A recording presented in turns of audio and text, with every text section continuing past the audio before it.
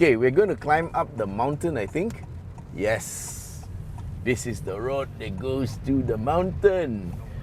Now, it's a bit wet and we have instructions not to overtake the lead car. Okay. Alright guys, we are going to climb up the mountain in Langkawi. And so I don't know if this is going to be part of the main video or another video, but let's go, man! Woo! We can only go as far as the lead car can go. Okay. We're going to have a bit of difficulty climbing the hill because of the slope, you know. Okay, here we go.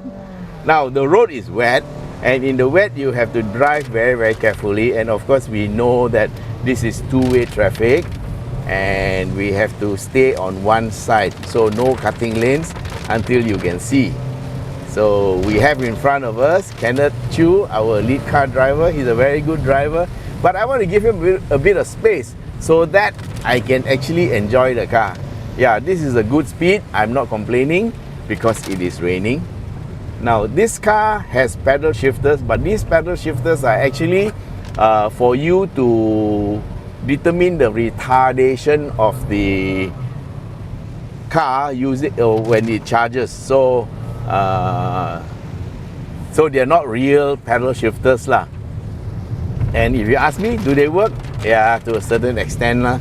But so we actually rely totally on the electric motor at this moment and the one gear that it has to control the car. So it's like driving an electric car at this moment. An electric car that has an engine to charge the batteries, yes. And have to be careful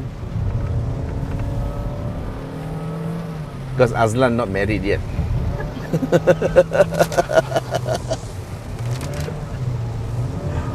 And neither is Nicholas. Oh, he's married? Okay lah, then yeah, okay. Now it's just for Azlan punya pasal. Okay, that's the roadworks, 20 meters we were told. And wow, that's a huge rock fall, man.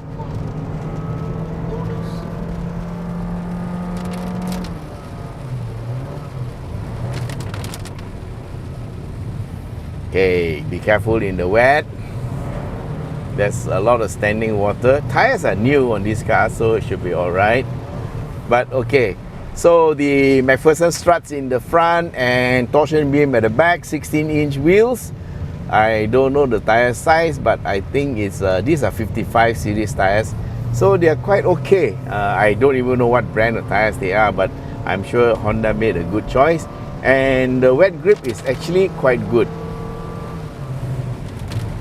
Okay, so the sound of the engine that is charging the battery, it corresponds with the amount of throttle you put. Yeah, that's a simulation of the engine sound, and it is on par with any other car that you're driving. If you're driving a normal car and you accelerate up in second gear like this, that would be the engine sound that you would typically hear.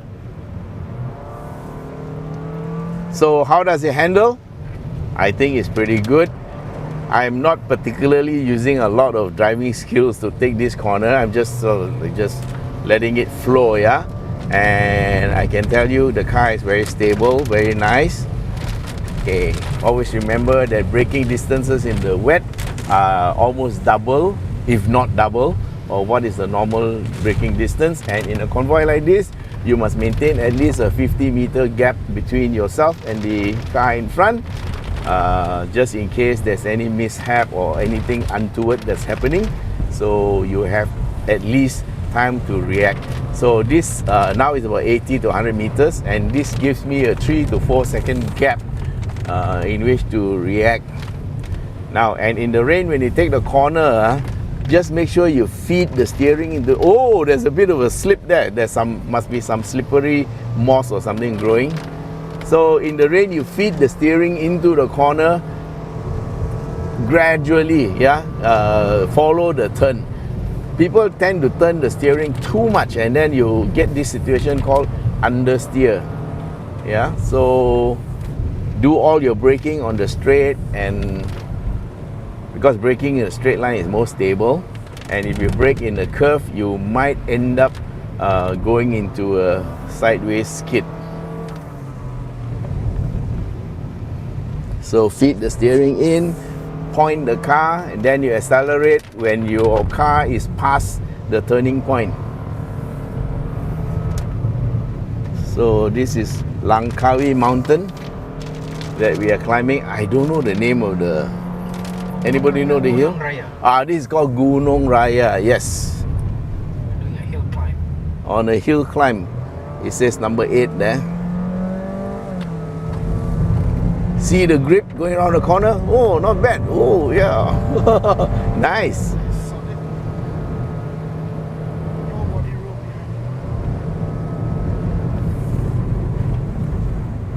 Of course, it also depends on how you drive lah. If you drive wrongly, you can also end up in trouble. So as a motoring media, we have to be extra careful, you know. You don't want to look stupid in front of all the others.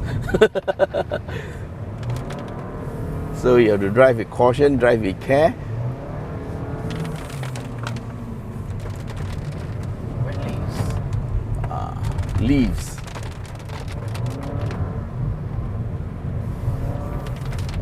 I'm staying away from the wet leaves.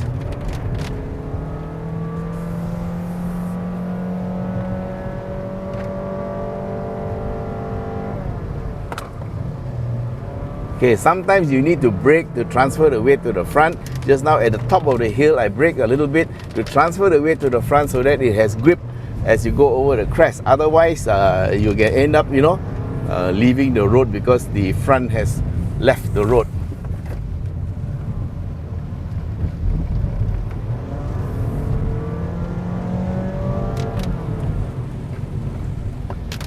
So guys, I hope that this driving lesson in the wet is good.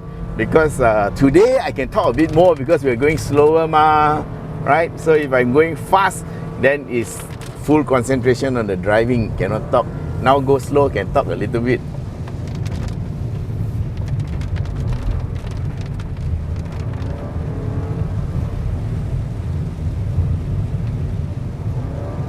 So sometimes I use the steering to sort of try to get the tail out a little bit to help me around the corner. And if you want the tail to come out, you must lift off a little bit so the weight transfers to the front. You turn the steering, the front grips, and then the tail kind of sort of tucks in, and that helps you to turn the car. So sometimes you see me on Genting, I do turn the steering bit, jink the steering little bit by little bit. It helps to get the tail like that. Get the tail out so that you can turn the car. Now, front-wheel drive cars do tend to understeer. So the cure for understeer is very simple. All you got to do is lift off or brake, and that transfers the weight to the front and gives you grip. So how do people get into a skid? It always starts with understeer. So as it understeers, they will turn the steering more, and then the steering angle is turned more, and then they lift off instinctively, right? And then as they lift off, the weight transfers to the front gets grip, and the steering is turned more than usual, and then the car will start turning more than usual, the tail will start coming out, then they correct on the other side, then the tail will go the other side, and then you try to correct this side, the tail comes this side, then they're out of road, bye-bye, and they hit the divider. Yep, okay, that's a police car. Yeah.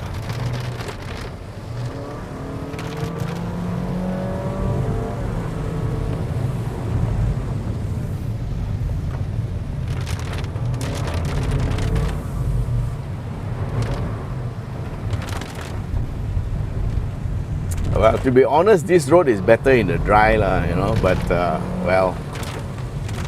Oh, what was that? Huh? Branch stick. Hit the car? Yeah. Oh, I didn't see it. Low hanging branch. What you want is low-hanging fruits.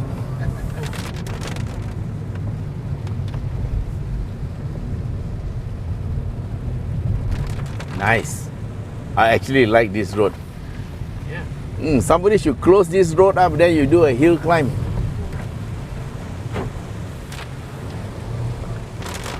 Definitely go car masuk the longkang one.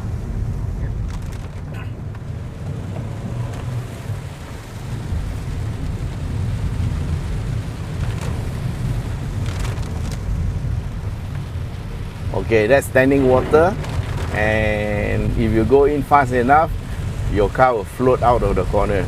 Yeah.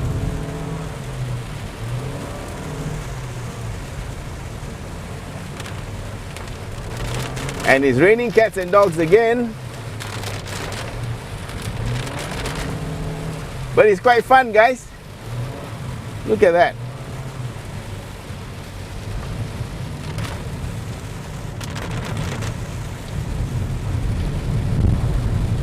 Okay, let's give Kenneth a bit of space.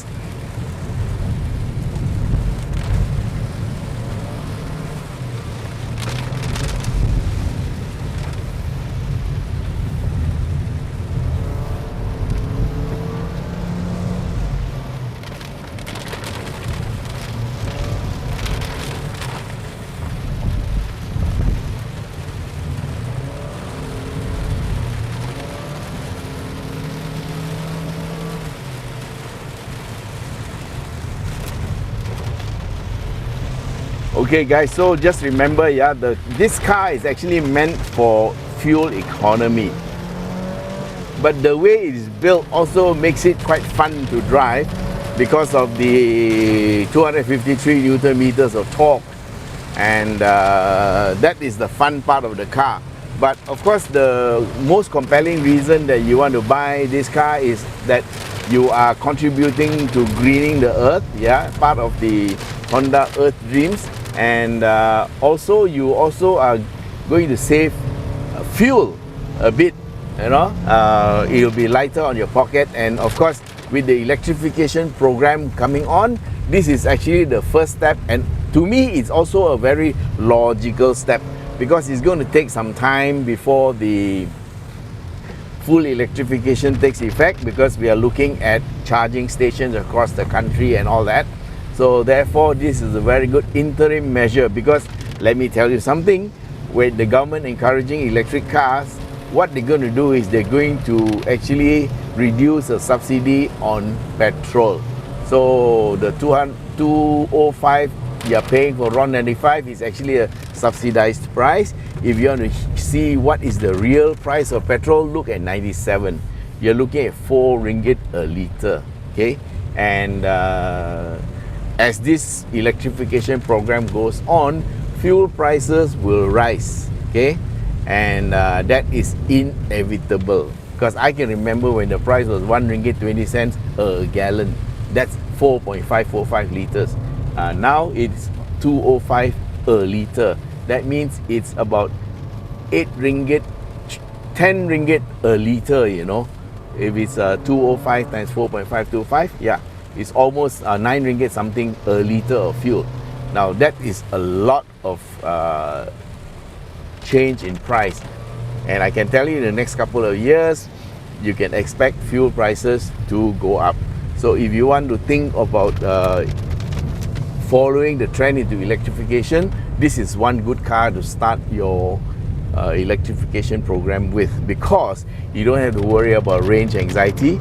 You don't have to worry about charging your car, especially if you are living in a condo, and you don't have to worry about your battery running flat, yeah?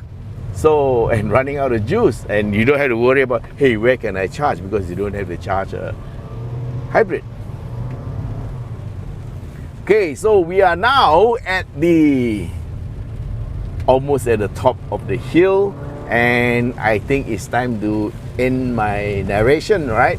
So guys, thanks very much for being with us. This is our impression of the car in Langkawi in the wet.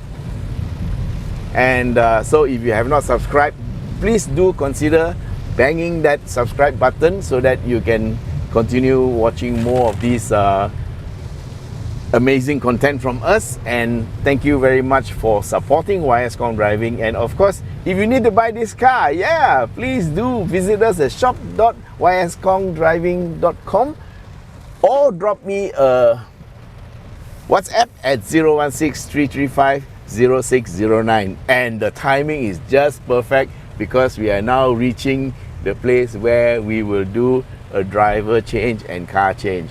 Right guys, thanks very much for being with us. Bye bye. And cut.